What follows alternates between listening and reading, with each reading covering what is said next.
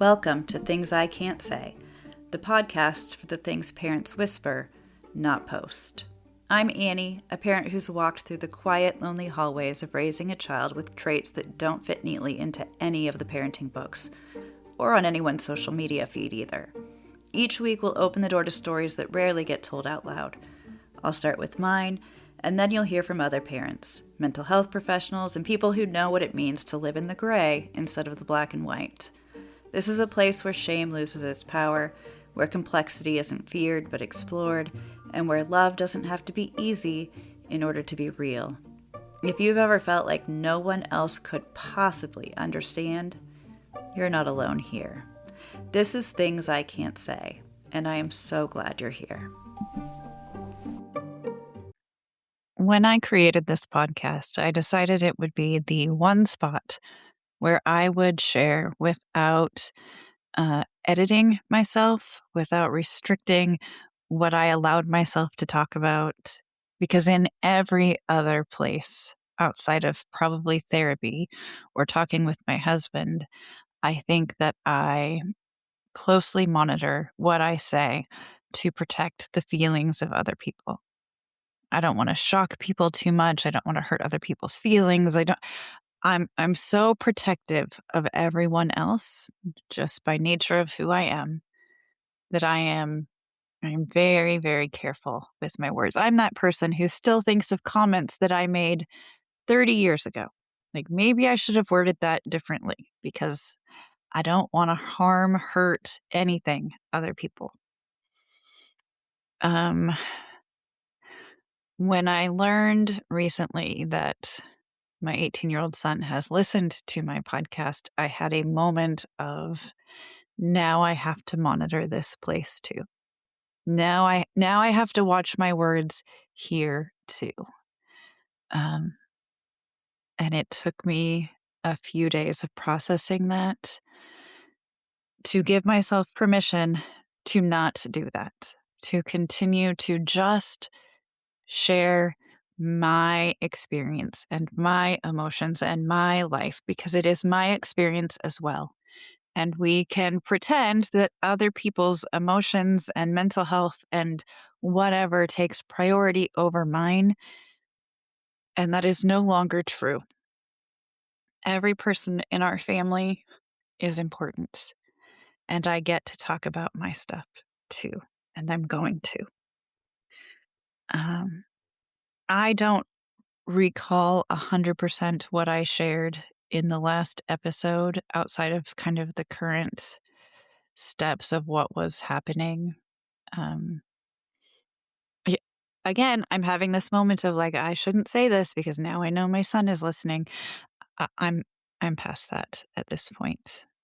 I did reach out to CPS and ask them if they knew that my son was staying in a home where he should not be, a home that I know is already struggling with some things, and they let me know they were aware. So I don't think I can be accused of reporting it because while I did talk to them about it, they were already fully aware of that, and they were already investigating that. That was the extent that they could tell me. Where things stand right now is that our son went to detox and went to rehab. As far as I know, he is in rehab. That comes with so many feelings for me. The feelings that it brings to everyone in our home, I'm not sure. I'm not really sure how to explain that unless you have walked this road before with someone who struggles with addiction and mental health. Because I don't know the details of what help he is receiving. I'm not aware, and I don't need to be aware. What I do know is that our daughter very accidentally found his social media when it popped up on her For You page recently. And she showed me, and I had not seen his social media in a very, very long time intentionally. So intentionally on my part. I did not want to see it. Um, and seeing that social media again and recognizing how much has not changed. And again, here we are again. The gut instinct in me is to soften that. It is to change it so that I don't hurt his feelings when he listens to this. To somehow make it sound better than it is so that he isn't hurt by my words. I refuse at this point. I refuse to do that. What is on his social media is the exact same things that we have continually dealt with. The number of people under the age of 18 that he is following and who are following him, that shouldn't even be a thing. The posts that he has made that are so grandiose,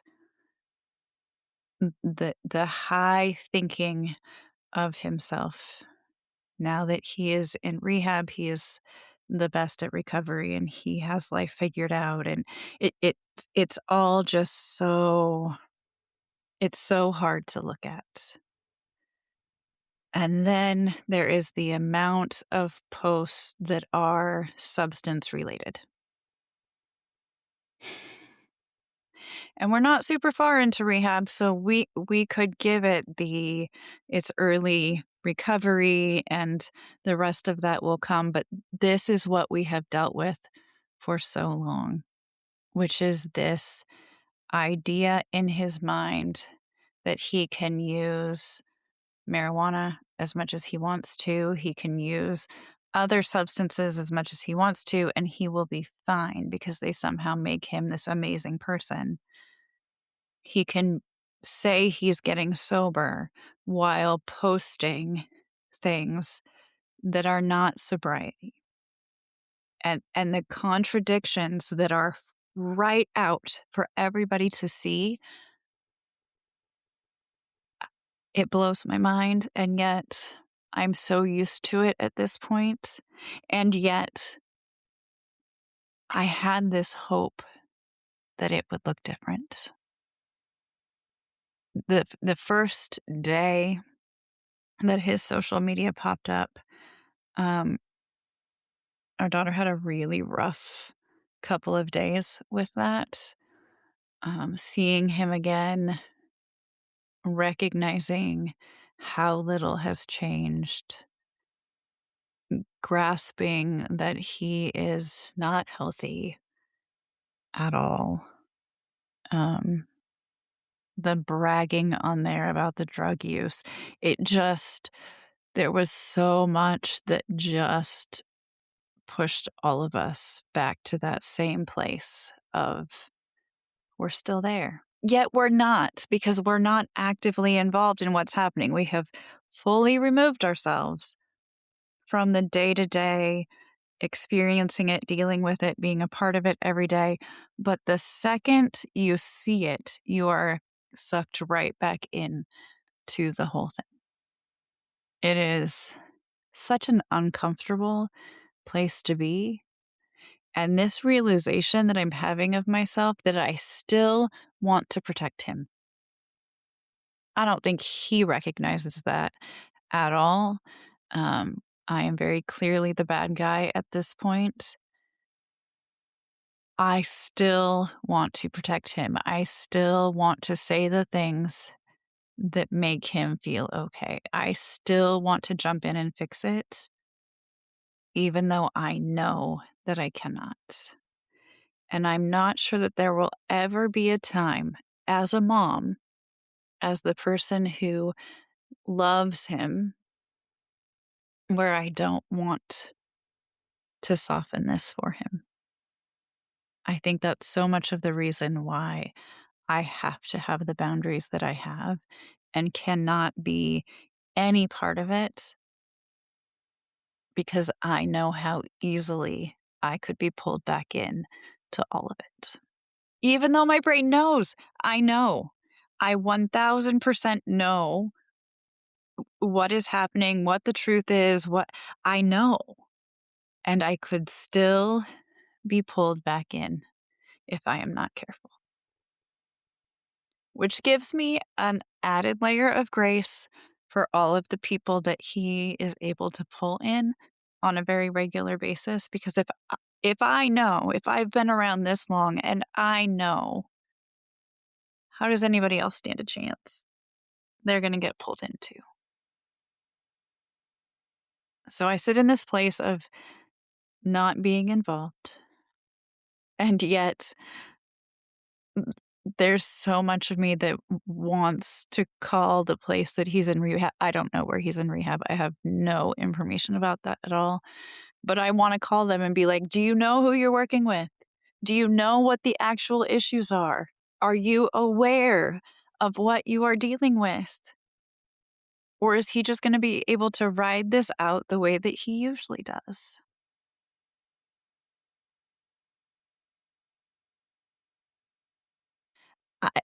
I, do you hear how much I'm hesitating? Because I can feel how much I'm hesitating on so many things.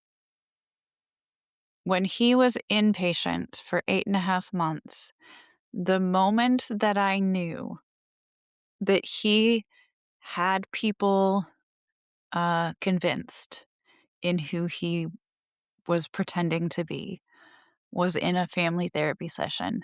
And I feel like I need to say I love his therapist. I think his therapist was so good with him and so good with me, and I adore her, and I have all the wonderful things to say about all of it. And there was a comment made to me of what he wanted me to know, what he needed from me was validation. That when he tells me like something is happening, he doesn't want me to ask questions or clarify it. He just wants me to validate his experience. And the immediate gut feeling I had to being told that was, you don't get it. I now know that you don't get it because I can't validate him. If I validate his experience, he thinks he won. He thinks he pulled one over. He thinks he's a step ahead. He thinks something completely different than reality. I am going along with his version of reality in a way that I refuse to. And when you tell me that you are somehow reinforcing this idea that I need to validate what he's saying instead of questioning in any way what his reality is, he's got you. He's got you. You're going along with this too. Somebody who got to know him very well and sat with him and is a professional in the field and all of the things, he still was able to get that person onto his version of reality. And that realization for me that this is going to be the lifetime of things is he will be able to convince people what he wants to convince them of because that's who he is. And that doesn't mean that I don't know the truth. I know, and I don't have to convince anyone of anything different. They don't have to know what I know. They don't have to see what I see. They don't have to understand what I understand. They don't have to have the experiences I have. I don't have to convince anyone anymore that I know who my son is. I know. I simply know. And it is okay if they don't understand. And one of the things that I wish I would have known sooner is that I didn't have to convince anyone ever. I thought in order to get help, I had to convince people who he was and what was happening and the experiences and I had to convince people of what was happening. And I missed out on a lot of opportunity to say, I don't need you to get my side of it. I don't need you to understand me. I need you to see the ongoing patterns of what we have experienced. I need you to see the patterns of what has happened. That when A happens, B always follows, and C always follows after that every single time without fail. That is going to be what happens every time. And if you need examples, I will give them to you. But if you watch him in your experiences with him, that is what is going to happen. A will happen, then B will happen, then C will follow. That is not dependent on me. That is not dependent on you. That is anywhere he is at. Watch the patterns. Don't listen to me. You don't have to believe me. I will tell you what the patterns are, and then I need you to watch for them and see it for yourself. You have to see it for yourself because I don't think you'll believe me. And it's okay if you don't.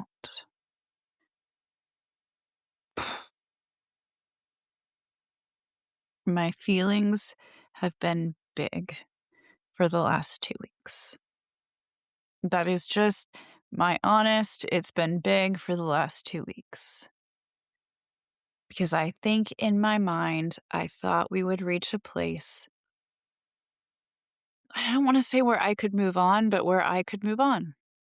That what had happened would be like this previous chapter and we would be on a new chapter. Like we would have, or we could close that book altogether and just start on the next book in the series. But that book would be done. And the last 2 weeks has been a realization that that is not how this is going to work. That the books are going to keep opening right back up. We're going to go right back to that chapter over and over and over again with no choice on my part at all. It is just going to keep happening because it is a family member of ours. It is someone that I love, and we're going to continue doing it. And I have to sit with that discomfort, even though I would like to run away from it.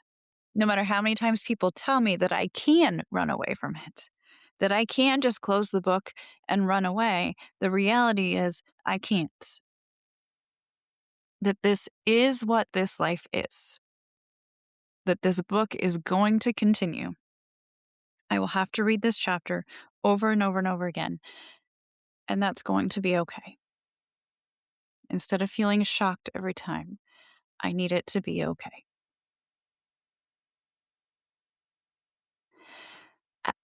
I don't know if I can convince myself to even post this, and I don't know that I said anything that you would think is shocking to share. But for me, I haven't said anything on any other social media platform that he's even in rehab because talking about it doesn't feel good. It feels like I'm not supposed to. I think people want me to have hope because he's in rehab.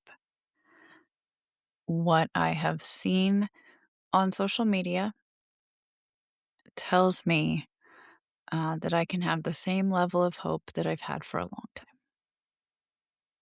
He needs more help than simply rehab. This is not going to be enough. Do I want it to be enough? Yes. Yes, I want this to be enough. And while I am glad he is there, and I am glad he is not on the street using heavier substances, I think he needs far more help than where he's currently at.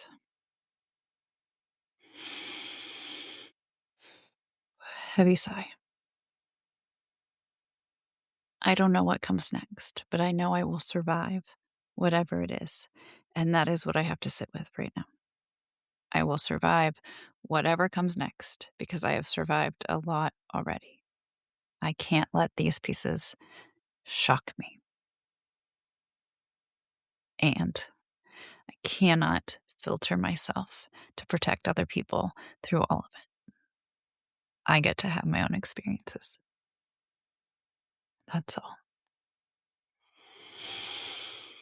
I'll be back soon. Most likely. Have a good day. Thanks for being here, listening, feeling, and sitting with the hard stuff. If you've ever whispered a story like mine, I'd love to hear from you. You can leave me a message at mombehindthescenes.com because every story told gives someone else permission to share theirs. This is Things I Can't Say, the podcast for things you whisper, not post.